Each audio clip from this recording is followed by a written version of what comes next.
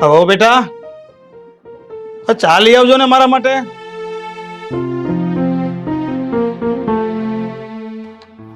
હવે બેટા ચાલ આવો ને.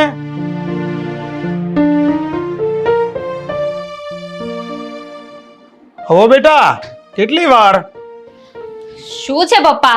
શું જોઈએ છે તમારે? બેટા ચા નું કીધું મેં. શું ચાનું? પપ્પા હજુ હમણાં ચા બનાવીને આપી ગઈ તમને, અને હજુ તો મેં વાસણ નથી ધોયા ત્યાં તમે બીજી વાર ચા માંગો છો. મારે બીજું કઈ કામ નહીં હોય એમ? આખો દિવસ તમને ચા બનાવીને આપવાની મારે નવરી નથી હું. અરે પાયલ, શું થયું? શું સવારમાં ગુસ્સો કરે છે? હા પપ્પાને જો ને બીજી વાર પાછી ચા પીવી છે. હજુ થોડી વાર પહેલા જ હું ચા આપીને ગઈ છું, ત્યાં પાછી ચા માંગે છે મારી પાસે. મારે કઈ બીજું કામ નથી આખો દિવસ એમને ચા જ બનાવીને આપ્યા કરવાની. પપ્પા આખો દિવસ ઘરમાં નવરા બેઠા હોય એટલે એમને એવું છે કે આપણે પણ નવરા છીએ.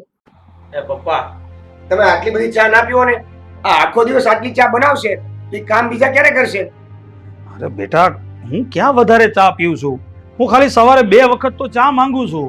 પણ આખો દિવસ ચા બનાવીને હેરાન થઈ જાય છે. અને પપ્પા, આ પાયલ કોઈ નોકરાની નથી કે તમારા માટે આખો દી ચા બનાવવા કરે. એક કામ કરો, તમે ચા ઓછી કરી નાખો. પણ બેટા મારે વર્ષોથી ચાનું બંધાણ છે. હવે આમ એકદમ તો હું ચા કઈ રીતે મૂકી દઉં? જો આવી રીતે હું ચા ન પીઉં ને તો મને શરીરમાં પણ માફક નથી આવતું. જો પપ્પા, ઘરમાં જ્યારે ચા બને ને ત્યારે પી લેવાની, એક્સ્ટ્રા ઓર્ડર નહીં આપવાનો પાયલને. પણ બેટા શું પણ? મારે અત્યારે ઓફિસે જવાનું મોડું થાય છે.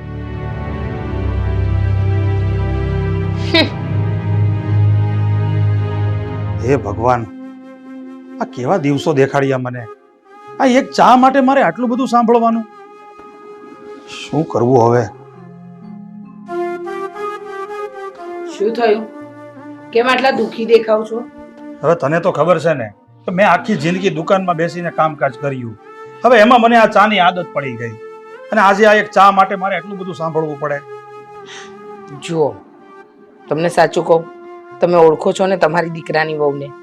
એ તો સ્વભાવની સાવ એટલે સાવ ખરાબ છે. અરે હું તમારા માટે ચા બનાવવા જાઉં છું ને તો મને કહે છે કે ચા ખાંડ વધારે વપરાય છે પપ્પાજીની ચામાં, અને પછી અમારા માટે તો દૂધ પણ નથી બચતું. અરે પહેલા જ્યારે ઘરમાં તકલીફ હતી ને ત્યારે હું બધી ગણતરી કરતો. અરે હું પોતે ચા નહોતો પીતો, પણ મિહિરને હું દૂધ પીવડાવતો. અને આજે મારે આવા દિવસો જોવાનો વારો આવ્યો. આપણે એવા તો શું અપરાધ કર્યા હશે કે આપણે આ દિવસો જોવાનો વારો આવ્યો? હવે આપણો સિક્કો ખોટો હોય તમે બીજાને શું દોષ દેવાના? વહુના આવા વર્તનથી મને બહુ ઠેસ પહોંચે છે.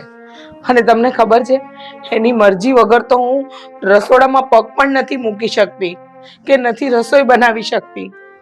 હશે હવે આમાં આપણે શું કરી શકવાના? હવે તમે ચિંતા નહીં કરો, ભગવાને આપણા માટે કંઈક સારું જ વિચાર્યું હશે, એટલે અત્યારે આપણને દુઃખ આપી રહ્યો છે. જેવી ભગવાનની મરજી, બીજું શું.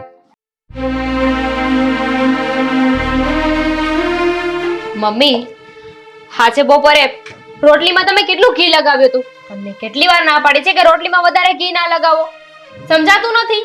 બેટા, હું રોજ જેટલું લગાવું છું એટલું જ લગાવ્યું હતું, વધારે નથી લગાવ્યું ઘી. તમને ખબર છે આ ઘી કેટલું મોંઘું આવે છે? અને હા ઉંમરે તમે એટલું બધું ઘી ખાઈને ક્યાં જાવ છે? અરે બેટા, પણ અમે વર્ષોથી હું અને તારા સસરા ઘી લગાવેલી જ રોટલી ખાધી છે, ક્યારેય કોરી રોટલી નથી ખાધી. હા તો હવે છે ને ઘી વગરની રોટલી ખાવાની ટેવ પાડી દો. એમ પણ આટલું બધું ઘી ખાઈએ ને તો અપચો થઈ જાય, અને પછી તમને દવાખાને લઈ જવા પડશે. એક તો આ ઘી મોંઘું છે ને ઉપરથી દવાખાનાના ખર્ચા. એટલે પાયલ બેટા, હવે તમે અમારા ખાવા પીવાની પણ ગણતરી કરી રહ્યા છો? હા તો એ તો થશે જ ને. જુઓ મમ્મી, હું તમને છેલ્લી વાર કહી રહી છું, આજે ઘી લગાવ્યું ને ઠીક છે, પણ આજ પછી મને એટલું વધારે ઘી ના જોઈએ. પપ્પાને છે ને કોરી રોટલી ખાવાની ટેવ પડાવી દેજો, સમજ્યા? અને ઉભા છો શું અહીંયા? તમે વળગો ને.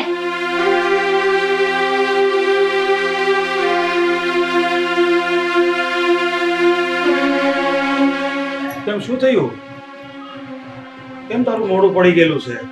કઈ નહીં, હવે પછી આપણે લોકોએ ઘી વગરની રોટલી જ ખાવાની છે. કેમ ઘી વગરની રોટલી ખાવાની? થયું છે શું? આપણે હવે ઘી વગરની રોટલી જ ખાવાની છે. જો ઘીવાળી રોટલી ખાઈએ ને તો આ દવાખાનાના ખર્ચા વધે.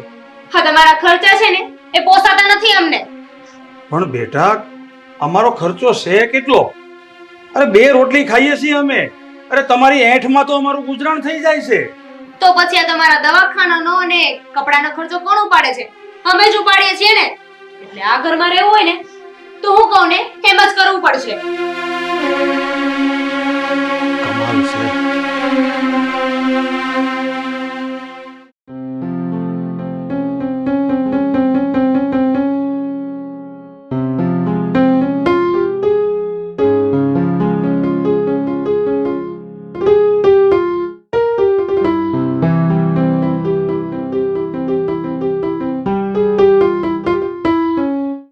મિહિર, મારે તમને કહેવું હતું કે મારા મમ્મીનો ફોન આવ્યો હતો. શું કહેતા હતા? એ કાલે આપણા ઘરે આવવાના છે. કેમ આમ અચાનક આવે છે? મમ્મી એમના ઓફિસની એક ડીલ છે ને એના માટે આવવાના છે. તો સવારે પતાવી દેશે ને પછી આખો દિવસ આપણી સાથે રહેશે. કઈ વાંધો નહીં, હું પણ કાલે ઓફિસેથી રજા લઈ લઈશ. કાલે આખો દિવસ આપણે મમ્મી સાથે રહીશું.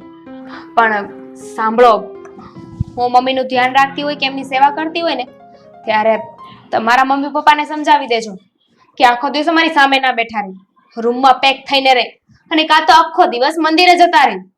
તું ગુસ્સો ના કર, હું મમ્મી પપ્પાને અત્યારે જ કહી દઉં છું. મમ્મી પપ્પા જરા બહાર આવો તો. આવી ગયો બેટા?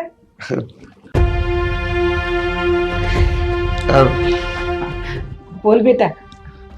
જો મમ્મી પપ્પા, કાલે પાયલના મમ્મી આવે છે આપણા ઘરે. હા હા. તો કાલનો દિવસ તમે બંને રૂમમાં અંદર જ રહેજો, બહાર નહીં આવતા. કેમ?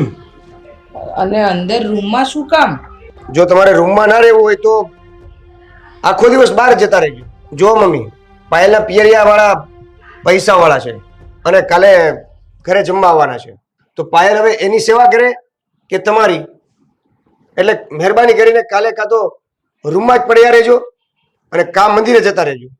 પણ બેટા તું જરા જોતો ખરો, આ કેટલો ગરમીનો ટાઈમ છે અને મને ડાયાબિટીસની તકલીફ છે. તો આખો દિવસ અમે બહાર કેવી રીતે રખડ્યા કરીએ? હવે એ બધું પણ હું કહું તમને. હા બેટા, તારા પપ્પાની વાત સાચી છે. અમે લોકો આખો દિવસ તડકામાં ન રહી શકીએ. એટલે એક કામ કરીશું, અમે અમારા રૂમમાં રહીશું, બહાર નહીં આવીએ. હા તો પછી એમ રાખો, તમને જેમ ઠીક લાગે એમ. પણ રૂમમાં રહેવું હોય તો રૂમની બહાર નહીં આવતા, મહેરબાની કરીને.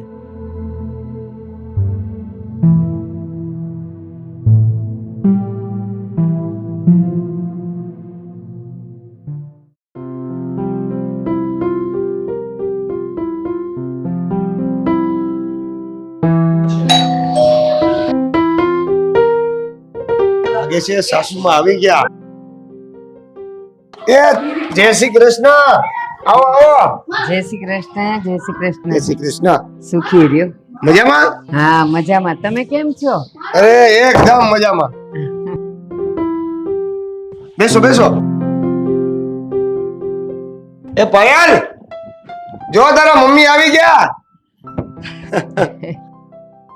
મમ્મી આવી ગયા તમે?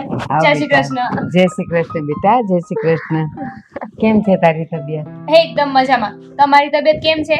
મસ્ત, એકદમ સરસ છે. આવામાં પ્રોબ્લેમ તો નથી થઈ ને? જરાય નહીં.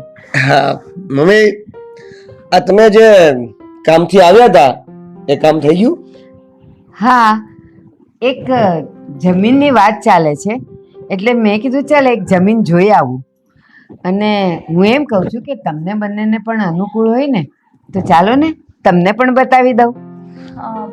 મમ્મી હજુ તો 10 વાગ્યા છે. એક કામ કરીએ, જમીને જઈએ તો?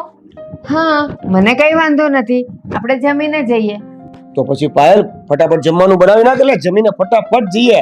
હા, તમે બંને બેસીને વાત કરો, હું જમવાનું બનાવી નાખું. હા. હા.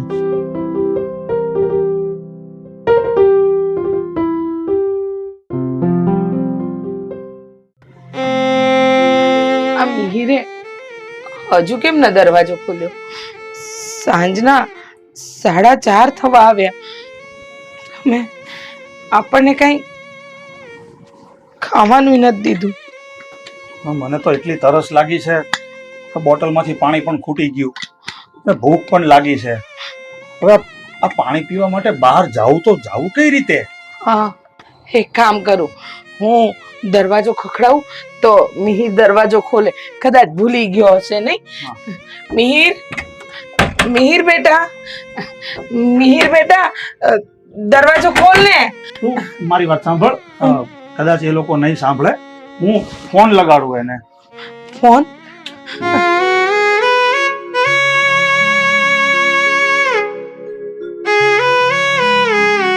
હા, હાલો.